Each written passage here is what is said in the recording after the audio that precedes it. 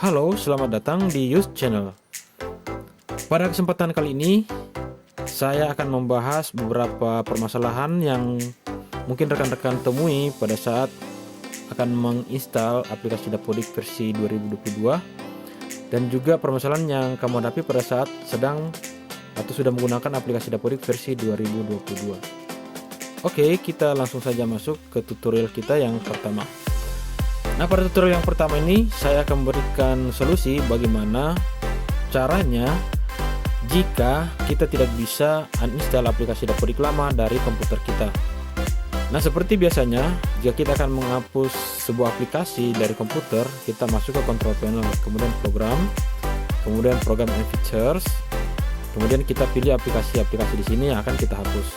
Contohnya di sini kita akan menghapus aplikasi Dapodik. Kita tinggal klik kanan, kemudian uninstall. Tetapi bagaimana jika aplikasi tersebut tidak dapat kita hapus melalui control panel ini? Nah, di sini saya akan memberikan solusi cara lain menghapus aplikasi tersebut dari komputer kita. Dan mungkin cara yang saya berikan ini rada-rada brutal, tetapi rekan-rekan tidak usah takut, tidak usah cemas, karena cara yang saya berikan ini tidak akan merusak komputer dan juga tidak akan merusak aplikasi-aplikasi yang lain atau data-data yang ada di dalam komputer. Jadi ini semata-mata hanya untuk menghapus secara paksa aplikasi Dapodik lama dari komputer kita. Jadi di sini ada 3 langkah untuk menghapus secara paksa.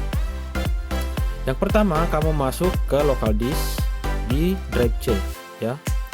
Kita masuk ke komputer, kemudian kita masuk ke local disk C. Kemudian kamu masuk ke program files. Setelah itu kamu cari folder Dapodik di sini. Nah, di sini kamu masuk ke folder Dapodik. Nah, ini semuanya adalah folder Dapodik, ya. Jadi kamu harus hapus semua berkas-berkas yang ada dalam folder Dapodik ini, ya. Jadi kita sekarang sudah berada di dalam folder Dapodik. Jadi ini rekan-rekan hapus semuanya. Dan mungkin nanti masih ada folder-folder yang atau berkas-berkas yang tidak bisa kehapus, ya. Jadi tidak apa-apa, itu dibiarkan saja.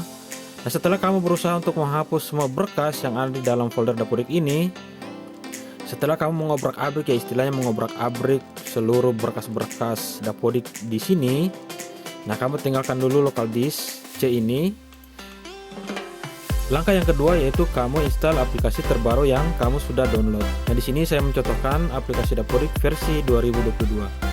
Jadi kamu install aplikasi tersebut terlebih dahulu, kamu klik kanan, kemudian run as administrator. Nah, pada saat proses install, kamu akan mendapati beberapa kendala. Jadi kamu tinggal klik ignore saja, ya. Jadi kamu paksa install meskipun ada pesan yang muncul bahwa kamu tidak bisa install aplikasi tersebut karena masih ada berkas aplikasi Dapodik lama yang tersisa di local disk C kamu. Jadi kamu abaikan saja, kamu tinggal klik ignore. Di sini saya tidak bisa menampilkan gambarnya, tetapi ini pengalaman saya pada saat saya akan install Dapodik versi 2022. Jadi kamu tinggal klik ignore sampai aplikasi terbaru tersebut berhasil kamu install. Di sini pasti kamu akan menghadapi masalah bahwa aplikasi yang baru kamu install itu tidak akan berjalan sebagaimana mestinya, karena disebabkan masih ada berkas-berkas Dapodik lama yang tinggal di dalam berkas Dapodik kamu di local disk C tadi. Nah, itu tidak masalah. Jadi itu adalah langkah kedua, kamu biarkan saja. Nah, setelah itu kamu masuk ke langkah yang ketiga. Langkah yang ketiga adalah kita kembali uninstall aplikasi Dapodik yang baru saja kita install. Tetapi di sini kita akan uninstall melalui control panel, ya. Jadi kita masuk ke control panel, ya. Jadi di sini yang cara resminya, ya. Jadi istilahnya di sini kita memancing agar kita bisa menghapus seluruh berkas-berkas Dapodik lama yang masih tinggal di local disk C tadi agar bisa terhapus keseluruhan dari komputer kita. Nah, jika sudah selesai, kamu restart komputer kamu terlebih dahulu, baru kemudian kamu install kembali aplikasi Dapodik versi terbaru tersebut. Dan saya yakin pasti berjalan dengan lancar. Oke, selanjutnya kita masuk ke tutorial yang kedua. Nah, untuk aplikasi Dapodik versi 2022 ini ada pembaruan terbaru, yaitu fitur ubah password dengan beberapa syarat yang wajib dipenuhi oleh pengguna. Di antaranya, kombinasi password yang kamu buat minimal terdiri dari 8 karakter, kemudian mengandung huruf kapital A sampai Z, kemudian mengandung huruf kecil A sampai Z, kemudian mengandung angka 0 sampai 9, dan mengandung tanda baca seperti @ tanda pagar, dolar, tanda bintang, underscore, dan lain-lain.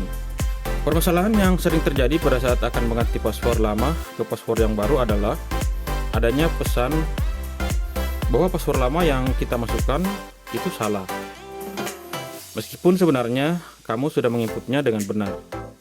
Nah, cara mengatasi permasalahan ini adalah kamu harus membersihkan cache pada browser yang kamu gunakan. Nah, di sini saya akan mencontohkan menggunakan browser Google Chrome. Langkah-langkahnya, klik 3 titik di pojokan atas browser kamu. Untuk browser lain caranya tidak jauh beda. Kemudian pilih More Tools, lalu pilih Clear Browsing Data. Setelah itu, beri tanda centang pada Download History, Cookies and Other Site Data, dan Cache Image and Files. Nah, cukup ini 3 saja yang kamu beri tanda centang. Kemudian klik Clear Data. Tunggu beberapa saat. Nah, setelah itu kamu refresh komputer kamu. Kemudian masuk kembali ke aplikasi Dapodik, dan jangan lupa klik Ctrl plus F5 untuk merefresh aplikasi Dapodik kamu juga. Nah, dijamin salah input password lama akan terselesaikan. Oke, selanjutnya kita masuk ke permasalahan yang ketiga. Nah, pada saat kita sudah berhasil install aplikasi Dapodik dan juga kita sudah berhasil merubah password lama kita ke password yang baru, nah biasanya kita masuk ke validasi lokal sebelum kita melakukan sinkronisasi. Nah, contoh di sini saya masuk ke validasi lokal. Nah, di sini ada banyak data invalid ya, dimana kita harus menyelesaikan dulu data invalid ini, membuatnya semua menjadi 0, baru kemudian kita bisa melakukan sinkron dan tarik data. Nah, pada aplikasi Dapodik versi 2022 ini ada invalid yang baru pertama kali saya temukan pada bagian Sarpras, yaitu data tanah dengan nama tanah sekolah yang meminta pemetaan lintang dan bujur dari sekolah kita. Nah, solusi menyelesaikan data invalid yang seperti ini, rekan-rekan perhatikan di sini. Kalian masuk ke tanah dan bangunan di bagian Sarpas, kemudian kamu pilih tanah, kemudian pilih ubah. Nah, di sini di bagian lintang dan bujur ini kamu harus mengisinya, bisa menggunakan buka peta koordinat jika kamu sedang online, tetapi kamu juga bisa mengisinya secara offline. Caranya, jika kamu pernah mengisi data lintang dan bujur sekolah kamu bisa copy paste data bujur dan lintang yang pernah kamu isikan di bagian sekolah. Dari sini di bagian sekolah, ya. Nah, ini. Jadi kamu bisa tulis ini terlebih dahulu. Jadi yang bagian lintang dan bujur ini kamu tulis dulu di kertas, ya. Ini merupakan solusi jika di tempat kamu jaringan tidak bersahabat. Setelah itu kamu masuk kembali ke tanah dan bangunan. Kemudian kamu pilih tanah di sini, kemudian ubah, kemudian kamu turun ke bawah di bagian lintang dan bujur ini, isikan langsung di sini dengan mengetikkan data yang sudah kamu tulis tadi. Contoh di sini saya ketikkan secara manual, berhubung di tempat saya jaringan tidak bersahabat, jadi saya tidak bisa mengisinya menggunakan buka peta koordinat. Mengapa saya menggunakan lintang dan bujur yang saya gunakan di menu sekolah tadi? Karena kan letaknya sama. Nah, sekolah ini kan didirikan di tanah milik sekolah ini. Lintang dan bujurnya pasti sama, ya. Setelah itu kamu simpan. Nah, kemudian coba kamu cek lagi pada validasi lokal. Nah, coba kita refresh. Nah, di sini sudah hilang. Oke. Beres ya. Sekarang kita masuk ke permasalahan yang keempat.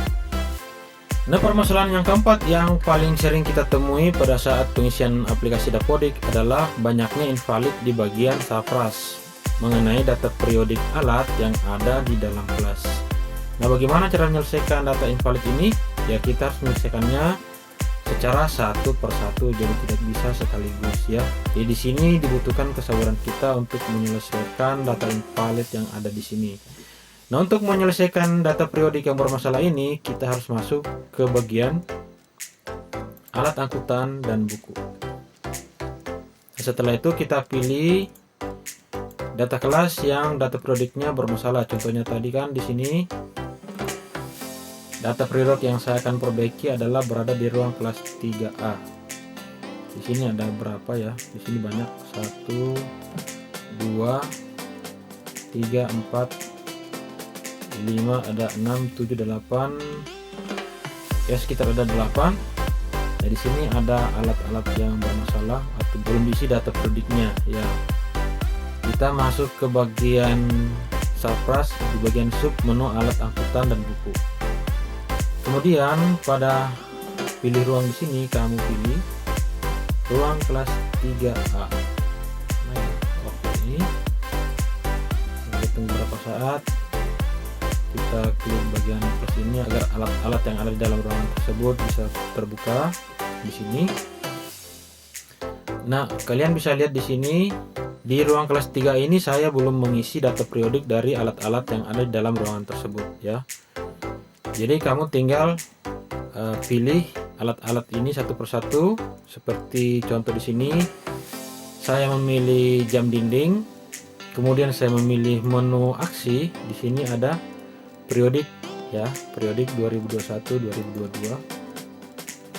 Kemudian masukkan jumlah barang tersebut di dalam kotak ini. Kemudian bagian isian light kita beri angka 0 saja. Kemudian simpan dan tutup. Nah, seperti ini. Untuk alat-alat yang lain juga kalian tinggal isi seperti tadi, mengisikan data periodiknya.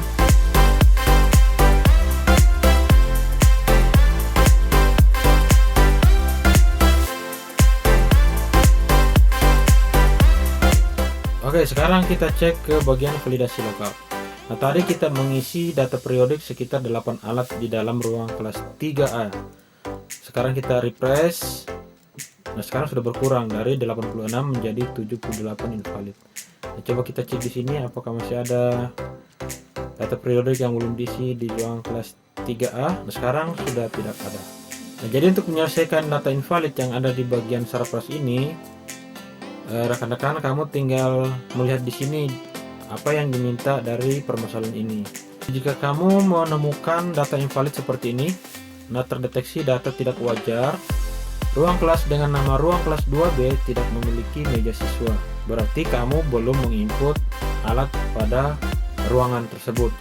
Nah, contohnya di sini kelas 2B, saya belum menginputkan meja siswa, kursi siswa, meja guru, kursi guru. Nah, caranya hampir sama dengan cara membereskan data periodik yang kita lakukan tadi. Kita masuk ke alat angkutan dan buku. Kemudian kita pilih ruangan kelas 2B di sini. Nah, contoh seperti ini. Jadi semua alat-alat di dalam ruangan tersebut masih berwarna oranye. Nah, kalian tinggal pilih alat-alat apa saja yang ada di dalam ruangan tersebut. Contoh di sini, saya akan mengisikan kursi guru di ruangan kelas 2B ini. Jadi saya pilih dulu, kemudian saya ubah. Setelah itu saya simpan. Nah, rekan-rekan bisa lihat di sini. Kursi guru yang tadinya berwarna oranye sekarang sudah berubah menjadi warna putih. Nah, rekan-rekan juga bisa menerapkan langkah yang sama tadi untuk alat-alat lainnya yang kalian akan masukkan ke dalam ruang kelas 2B ini.